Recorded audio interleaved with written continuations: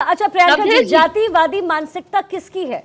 किस पार्टी के लिए आप ये कह रही हैं? जातिवादी मानसिकता उन लोगों की है जो 90 के दशक को जंगल राज बोलते हैं। क्रिस्टोफर जैफर लोड को जाकर के आप लोग पढ़िए, जो बोलते हैं वो जंगल राज को। क्रिस्टोफर जैफर लोड ने सोशल रिवॉल्यूशन के दौर कहा था 90s के पॉलिटिक्स को। शायद आप बिहार की राजनीति में आप नेशनल स्पोक्स पर्सन हैं। क्या एमवाई राजनीति जेडीयू के लिए और आरजेडी के लिए, खासतौर पे आरजेडी के लिए सबसे प्रमुख नहीं रहा? आप नकारती हैं इसको? मैं समझती हूँ। ठीक है, मैं एक बात बोलूं इसके बाद? बताइए। मैं अब बोलूं? बोलिए। क्या अल्फाबेट्स जिन्होंने पढ़ा है वो ए टू जेड नहीं पढ़ते हैं क्या? और ए से जेड के बीच में एम और वाई नहीं आता है क्या? तेजस्वी जी, हम लोग बोल रहे हैं शुरू से जेड की राजनीति करते हैं। ए से जी की जो राजनीति है, ए से जेड की राजनीति आरजेडी कर रही है। भाजपा के जैसे कोई टीवी पार्टी नहीं है ना, कि सिर्फ दो ही समुदाय भाजपा में भरा हुआ है, रिप्रेजेंटेशन भी ले रहा है, नौकरी भी ले रहा है, और हर जगह वही लोग भरे पड़े हैं, वीसी भी वही बने हुए हैं। नेमतुल्ला जी, जेडीयू फंस गई है क्या? नीतीश कुमार फंस गए हैं क्या आरजेडी के साथ? सीधा जवाब दीजिएगा मुझे, क्या चाह रहे हैं नीतीश कुमार? क्या ये, और आपको नहीं लगता कि जनता के साथ धोखा है जो नीतीश बाबू करते रहे हैं? नहीं, नीतीश जी क्यों फंस जाएंगे जातियों के साथ, आरजेडी के साथ? तो फिर जरूरत क्यों पड़ रही है सर? 2024 का चुनाव है, ध्यान तो वहां होना चाहिए। बिहार की सियासत में तो 1.5 साल का वक्त है। नीतीश जी और तेजस्वी जी के नेतृत्व में 2024 का चुनाव बिहार में लड़ा जाएगा और नीतीश जी का उसमें भागीदारी रहेगा, इसमें क्या दो राय है। और पूरा 40 के 40 सीट हम लोग जीत के दिखा देंगे और इंडिया के झोली में डाल देंगे, इसमें कहाँ दो राय है। और जनता आज जिस तरह से नीतीश कुमार ने जातीय गणना किया है, आज पूरे देश में इसकी मांग चल रही है। और उसने जो रिजर्वेशन में जो उन्होंने बढ़ाया है, ये पूरे मिसाल पैदा किया है पूरे देश में। तो ये आप कहाँ? नहीं, मैं किसी भ्रम में नहीं हूँ। नेमतुल्ला जी, आप ये बताइए कि आगे जेडीयू की राजनीति किस ओर जा रही है? क्या आप ये कहते हैं कि एनडीए के साथ नहीं चाहते हैं नीतीश कुमार? क्या यार नेशनल टेलीविजन पे आप ये कह रहे हैं? Do you agree with this point? नहीं जाएंगे? देखिए एनडीए के साथ क्या, अब उन्होंने इंडिया बनाया, वो आर्टेक थे, उन्होंने जब बीजेपी को जब छोड़ा तो सब पहल किया पूरे देश में घूम के नीतीश कुमार ने वो अपोजिशन को इकट्ठा किया। बहुत अच्छी बात है, उसी अपोजिशन ने उन्हें संयोजक नहीं बनाया। रिग्रेट कर रहे हैं नीतीश कुमार। इसलिए वो एक ही उनका मकसद है कि वो जो सांप्रदायिक ताकतें हैं वो कैसे इस देश से हटाया जाए। केंद्र में जो जमे हुए लोग हैं उनको उसको खाली मतलब मैसेज आपका क्लियर है ना? नीतीश कुमार एनडीए के साथ तो नहीं जा रहे, हवा उड़ा रहे हैं कि एनडीए में नेमतुल्ला जी। हाँ, हवा है, हवाई बातें यही आप कह रहे हैं ना? नहीं जाएंगे, पक्की बात है। बिल्कुल ठीक है। जयराम जी, अब आप मुझे ये बताइए, नीतीश कुमार बिहार में जो भी राजनीति कर रहे हैं, प्रियंका जी कह रही हैं कि आरजेडी को किसी बात का डर नहीं है, नेमतुल्ला जी कह रहे हैं कि बिल्कुल एनडीए का तो साथ मतलब ही नहीं बनता, ये हवाई बातें हैं, मीडिया फैला रही है, लोग फैला रहे हैं, लेकिन जेडीयू में ऐसी कोई बात नहीं है। लेकिन एनडीए का रुख क्या होगा अगर नीतीश कुमार एक बार फिर से जाए? आपके चैनल पे बैठा हुआ हूँ। श्याम जी, आपकी आवाज आ नहीं रही थी, मैं आपके पास आती हूँ उसके बाद। आपके कनेक्शन में एरर था Shyam ji, I will get back. जी जयराम जी। देखिए शिखा जी, एनडीए तो अपनी राह चल पड़ा है। प्रधानमंत्री नरेंद्र मोदी जी के नेतृत्व में तीसरी बार मोदी जी की सरकार प्रचंड बहुमत से बनने जा रही है। इन्होंने बड़ा वर्णन किया कि नीतीश जी ने बहुत मेहनत की, एक किया, तो सही बात है, किया। बड़े ही अरमानों के साथ ही इंडिया अलायंस में शामिल हुए, उसके सूत्रधार बने, और आज उन्हीं की पार्टी का बंटाधार उनके सहयोगी दल के सहयोग से हो रहा था, जिसको आज नीतीश कुमार ने रोकने की कोशिश की है।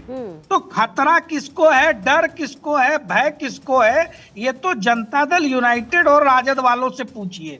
किसी की रात के नींद खराब हो गई और किसी के दिन का चैन उड़ गया। किसी को सीएम बनना है, किसी को पीएम बनना है, दोनों के सामने कहीं कोई विकल्प नहीं है। पीएम पद की उम्मीदवारी छोड़िए, उनको भाई सूत्रधार थे, कम से कम संयोजक तो बना देते। नहीं, एनडीए क्या बाहें खोले स्वागत करेगी नीतीश कुमार का? जयराम जी, बिहार को बदहाली में झोंकने वाले किसी व्यक्ति का हम स्वागत नहीं करते, उसका विरोध करते हैं और उससे लड़ाई लड़के बिहार की जनता को जंगल राज से भाजपा ही मुक्त करेगी। चलिए ठीक है, ठीक है, ठीक है। श्याम जी, अब आप मुझे ये बताइए, बिहार की राजनीति हर एक सेकेंड इस वक्त बदल रही है। 2024 इंडिया अलायंस एकजुट करने की कोशिश नीतीश कुमार ने किया, और जितनी मीटिंग्स में मैंने नीतीश कुमार को खास तौर पर जाते हुए देखा है, बड़ी उदासी के साथ वो निकल गए। खास तौर पर तो कई मीटिंग्स ऐसी भी थी जिसमें वो प्रेस कॉन्फ्रेंस में शामिल भी नहीं हुए। क्या अब नीतीश को ये एहसास हो चुका है कि जो भी राजनीति उन्होंने अपनाई, आरजेडी का साथ जो रहा, क्या वो गलत था, वो उनकी बहुत बड़ी गलती थी?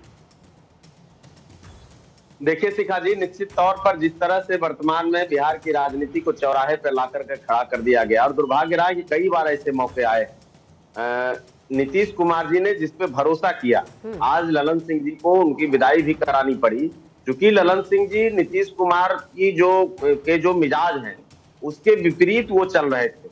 और मुझे ये कहने में गुरेज नहीं कि नीतीश कुमार की गाड़ी चलने वाली डीजल से है या पेट्रोल से है, ललन सिंह जी उसको चलाने का प्रयास किरोसिन से कर रहे थे।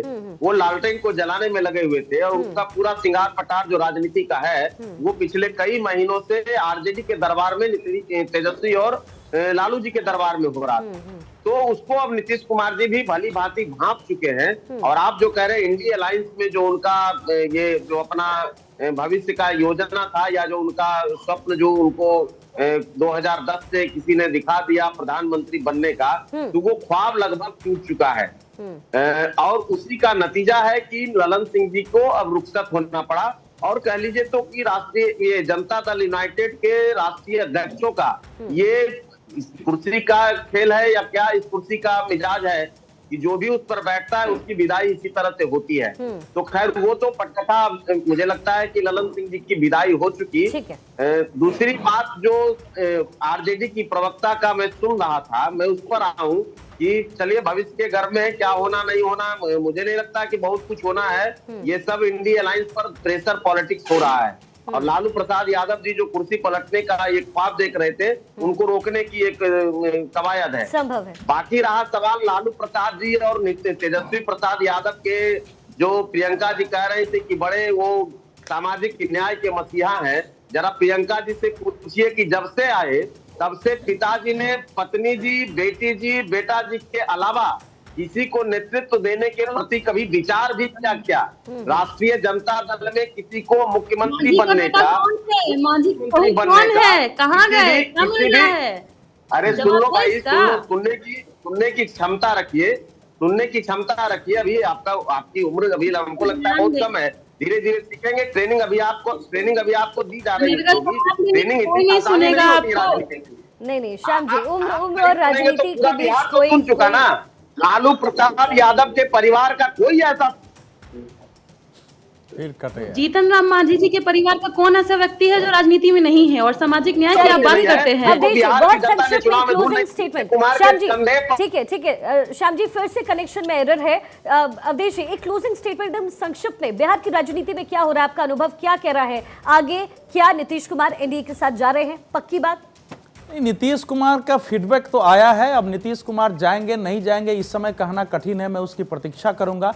लेकिन पार्टी का मत यही है कि हमको इस महागठबंधन से निकल के वहां जाना चाहिए। और नीतीश कुमार जी के कल क्या करेंगे नीतीश कुमार जी को भी जब पता नहीं होता है। वो एकमात्र भारतीय राजनीति के ऐसे व्यक्तित्व हैं जिनका अपने आप पर ही विश्वास नहीं होता है। ललन सिंह और बाकियों को तो छोड़ दीजिए, जो मैंने उनको अभी देखा है, तो वो एक अजीब फियर साइकोसिस से गुजर रहे हैं। और जो मैं प्रियंका जी को, देखिए तेजस्वी यादव बाद की पीढ़ी के हैं, हम लोगों की शुभकामनाएं उनके साथ है। बिहार को अच्छा काम करें, जो जंगल राज का तमगा लगा था उससे निकाल के ले जाए, लेकिन वो दिखा नहीं है अभी तक। वो दिखा नहीं अभी तक, वो दिखा दे तो बेहतर होगा। हमारे राज्य को एक बढ़िया लीडर चाहिए। ऑब्जेक्शन है जंगल राज पर, ये बात तो है। खैर आप पार्टी की प्रवक्ता है, आपको होना भी चाहिए।